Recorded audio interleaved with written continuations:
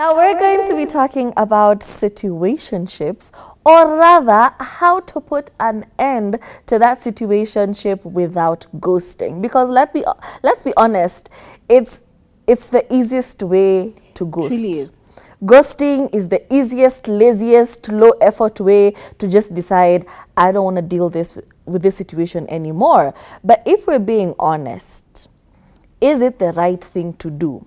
So before you end that situationships, there are things you need to do. So just like umalize, like just tie that situation so that it doesn't keep haunting you all the time. And the first thing you're going to do is figure out whether you're actually done. Because sometimes we're like, enough is enough. But it's never enough, is it? So you need to be actually sure that I am absolutely done with this person. I am done with second guessing. I'm done with the lack of definition of what we're doing, because it's not a relationship. We're not boyfriend, girlfriend, but we're acting like we are. So you need to actually figure out, are we done? Am I done? Am I never going back to this person? And when it's a definite, yes, I am done, then you say, you know what? I need to communicate this because I owe it to myself to be upfront about the situation, and I owe it to them also because, yeah, they're also a human being. So are you done first? And then communicate that you are done. Situationships are no fun, especially for the person who is compromising. Oftentimes, there's one person who wants to be in this relationship and another one who really doesn't.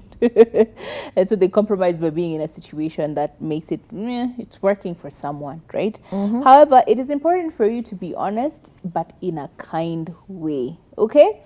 There's nothing wrong with telling someone, hey, look, I just feel like this relationship isn't what I want. Like, I've seen someone saying, you're great, but I need something more defined, and I don't think this situationship gives me that. Because the uncertainty of being in a situationship is very, very clear, okay?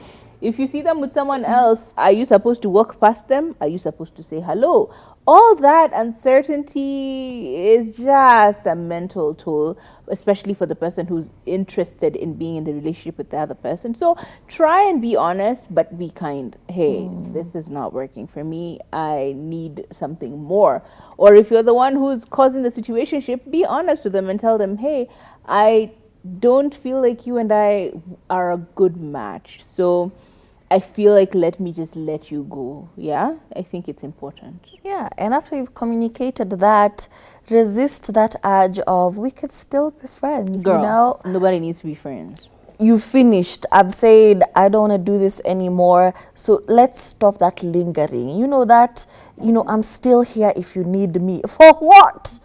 Are you gonna marry me? So just cut ties completely, because it would now be redundant if after a while they hit you with the I miss you. That makes absolutely no sense. So if you've communicated that it is done, I'm not doing this anymore, I'm not willing to compromise, then after that, cut off all ties.